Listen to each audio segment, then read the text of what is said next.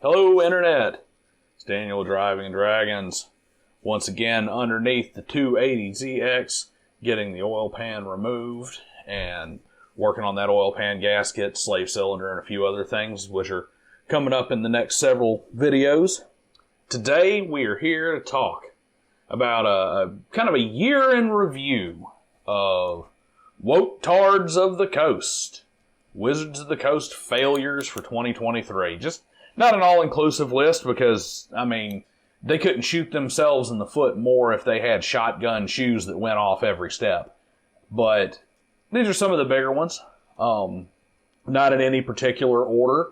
One thing here is these are just overreaching failures. A lot of these are things that pissed off everybody. Wizards of the Coast has spent a lot of time pissing off their core base and running them off. They've spent a lot of time pissing off anybody who is left of center to right wing politically. If you're not at least a solid leftist or a hardcore leftist or in the liberal space, Wizards of the Coast has more or less targeted you for elimination. But aside from that, that's just daily business for them. That's just how they do things. This year, they went off on how can we piss off the entire community, even some of their hardcore supporters and shills. So, like I said, no particular order. Let's just kind of go down here. We'll start with the elephant in the living room, which is the OGL scandal. Kicked off the year. Technically, this started in 2022 and bled over into 2023. But you know, the OGL scandal was how they opened their year, coming out, releasing a new OGL that just more or less completely eradicated the old one that has been a big part of Wizards of the Coast's success with Dungeons & Dragons since 2000, and it was universally rejected. And they couldn't basically come out and say, hey, yeah, we screwed this up, bad idea, we don't know what we were thinking, we just, we didn't think this through the way we should have. Don't worry about it. We're putting all of our rules in the Creative Commons just to make sure that this never happens in the future. They couldn't do that. The first thing they had to do is they had to lie about it and tell everybody it's a draft, an unenforceable draft just to get opinions. It's like, no, you were sending this out to all the biggest publishers and stuff for signature, fully enforceable. This wasn't no damn draft. So they lie to everybody. And, you know that when a tabletop role-playing game action ends up being written about in the Washington Post, and there's Motley Fool's articles about how badly it's going to affect public reputation and the company stock, that is a major issue, especially considering that Dungeons & Dragons is not a stock driver for Hasbro. Sure, D&D has good name recognition, has some popularity, but that's not their moneymaker. Their moneymaker is Magic the Gathering and trading card games. Dungeons & Dragons is a drop in the bucket. It's nothing for Hasbro as a whole, especially not at the beginning of this year. But because it has such name recognition and such a reputational attachment to Wizards of the Coast, which through Magic the Gathering is the big driver of that corporation, collateral damage was bad. And they just couldn't get out of their own damn way and come out and say, hey, look, we screwed up. This was a mistake. It should have never happened. Some people got fired for it. We're going to do some stuff to make up for it. They kept doubling down. And then they have this creator summit where they bring in a bunch of YouTube shills who are WOTC bootlickers and hope that's going to help things. I mean, and it's bad because even some of those WOTC bootlickers came out and they're like, yeah, we don't like the taste of this shoe polish anymore. So the OGL scandal was just a complete disaster. Pissed off people across the board. Even Jenny D, who is the shilliest of the WOTC shills. I mean, she has Wizards of the Coast pajamas and underwear. Even she pretended to be a serious journalistic outlet for a short period, talking to Kyle Brink and a few others. That brings us to the next thing that Wizards of the Coast did is Kyle Brink. I'm tempted to just lump this in, and I think I am, because it's just more of the same. But when Kyle Brink gets out there and says stupid shit like straight white men in their parents' basement can't get out of this hobby fast enough.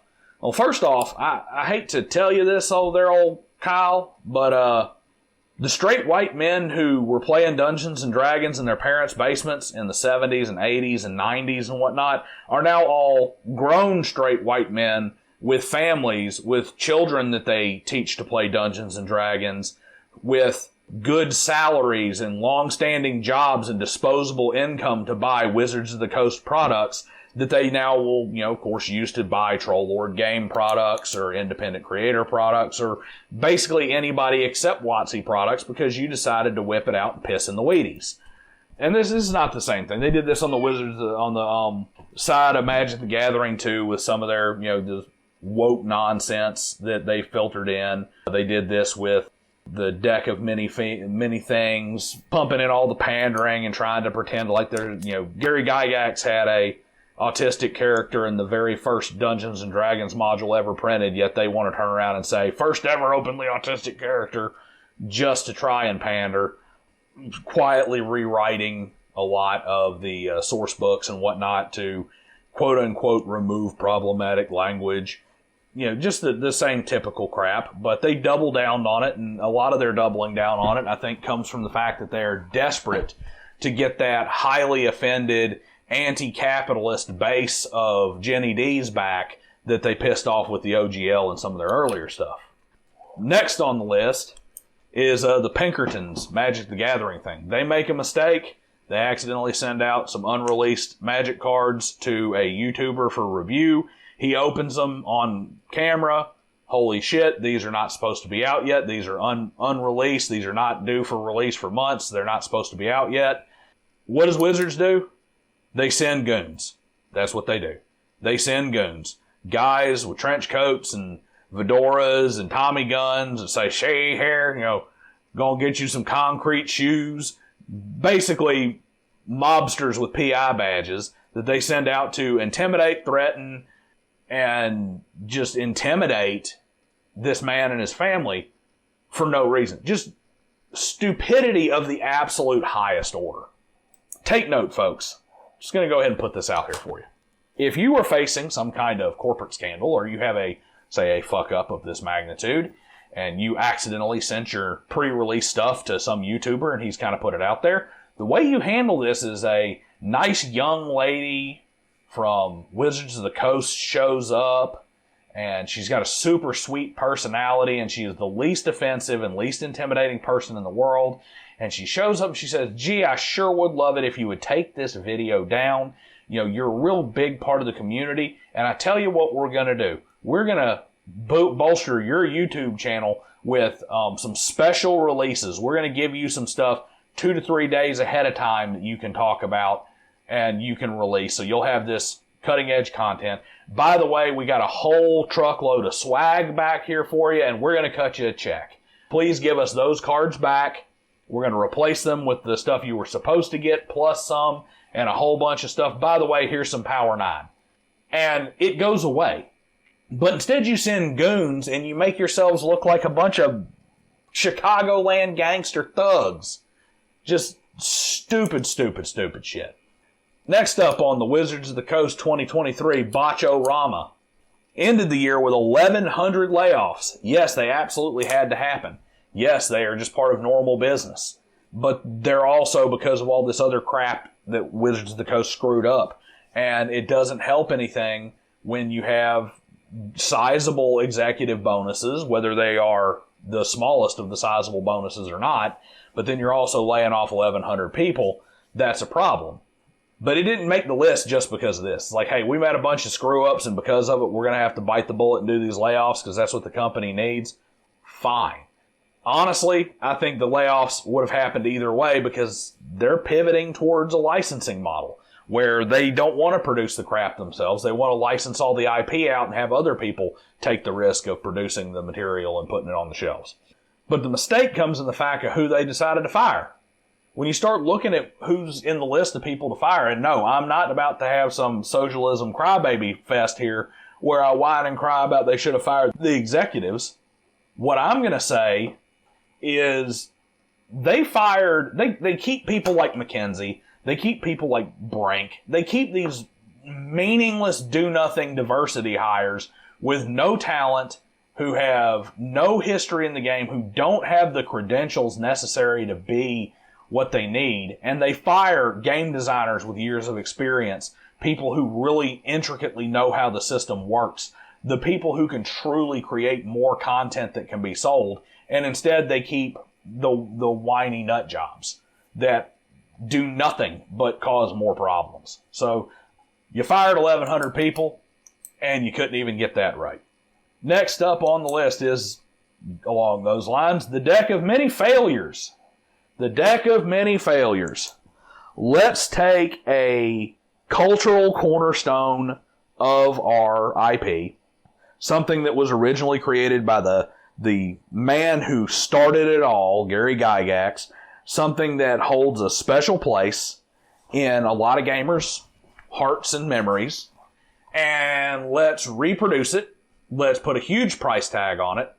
Let's totally botch the delivery to where people are getting stuff late, pre-orders aren't coming out, release date is months behind. Oh, and by the way, when you get it, the quality control is not there. It's just garbage, shot to shit, bad card stock, too thin, warped, bent, unusable crap with a massive price tag on it. Oh, and by the way, that beloved founder who started the whole thing, who invented this thing, who made this cultural cornerstone, let's wipe our ass with his legacy too by having some diversity hire come in so we can say, oh, look, she has a make-believe character who's autistic and has mental disabilities, and we're just going to pin this on her as the new canon creator of the deck of many things. This was so bad that they had to go back and renege on how much input this particular writer, Miss McKenzie, had on the actual product itself because of how bad this one stank. So it goes beyond the typical nonsense woke behavior to just pissing on things that even some of the people who have those more left-wing tendencies held dear. Next up, the Hadrazi and Spelljammer. Ooh, the racist monkey people. This one made me laugh. This one made me laugh really hard. First off, orcs are not sub-Saharan African people. Hadrazi are not sub-Saharan African people. Drow are not sub-Saharan African people. Dark-skinned or monkey-looking races are not black people. They never have been. They never will be. They were never a stand-in for it. You gotta stop listening to the professionally offended wine-bag crybabies.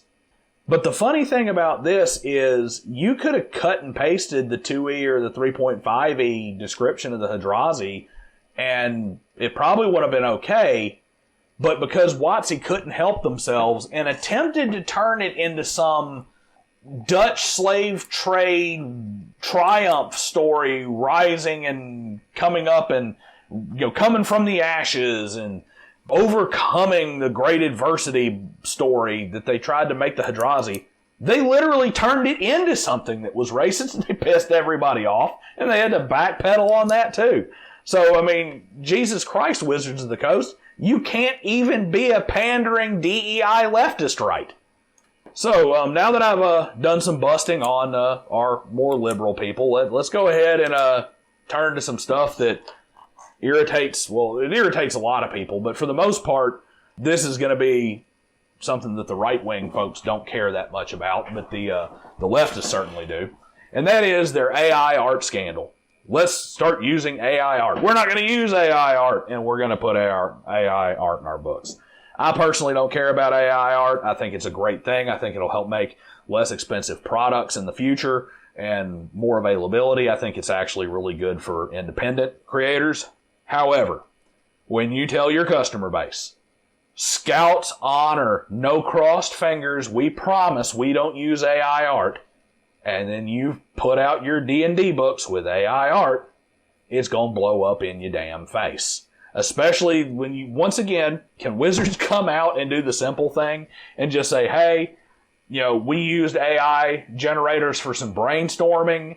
And we sent that as samples to some artists so that those artists could get an idea of what we were thinking and could do their own creations and send them back. We accidentally put the AI version in one of the books. This was not supposed to happen. It's totally our fault. Even if that's a lie, that's an easy way for them to get out of the scandal. Do they do that? No. They just double down on trying to bullshit people. And then when it comes out that here's the hard proof, you can't get around it, it's AI, you just look like lying evil bastards again. Just corporate incompetence at the highest level. So what's the next big screw up that Wizards had in 2023? AI art again. A bigger AI art screw up. Because this time it was on Magic the Gathering cards. And there is a serious problem with AI art on Magic the Gathering cards. While I think AI art is a great thing, I have no problems buying products that use it. I have zero problem with small independent creators using it. But the thing about Magic the Gathering, one of the hallmarks of Magic the Gathering and why people buy it, there are people who buy Magic the Gathering cards who don't even know how to play the game, and they buy it for the artwork. The artwork is a cornerstone of what makes Magic the Gathering Magic the Gathering. And when you start pumping out that with AI, that is a slap in the face to your entire customer base. For Christ's sake, that would be like me having a museum where I say I've got a bunch of Monets and Da Vinci and Michelangelo and Rembrandts, and I'm going to have this great thing, and it's all just AI recreations. That's not what people buy Magic the Gathering for. So you managed to take one AI art screw up that could have been handled, and you handled it poorly, and then you back it up with an even worse one. I got two more things that I'm going to cover because this is getting a little bit long. Two other big Wizards of the Coast 2023 screw-ups. First is, I'm going to lump them all together, bullshit Magic the Gathering sets. I quit playing Magic the Gathering a long time ago because they basically embraced power creep as a game design feature as opposed to good game design. But what have they done with their Magic sets? Well, they had a 50-card set that was clearly just leftovers from another set, and they basically parsed everything down to like 3 or 4 card booster packs so they could charge full price and still get the same number of sales. It's just basically ripping off their customers with their leftovers and pretending it's a full set. They send out this 50th, or not 50th, what would that be? 30th anniversary set with all the Power 9. They're going to re-release, Alpha and Beta and Unlimited. Are they going to just put them with a gold border so they're unplayable and, hey, we're just going to re-release the set and everybody can go buy it and have fun? Hell no. Special situations only. Screw all the small card shops that could really benefit from this. It's only the super premium, elite, mega, awesome, WOTC, pander stores that get them. $999 a pop. And you don't even get the guarantee that you get the cards you want out of it. Complete ripoff. And then they follow it up with the thing that personally offends me the most out of their bullshit Magic the Gathering sets.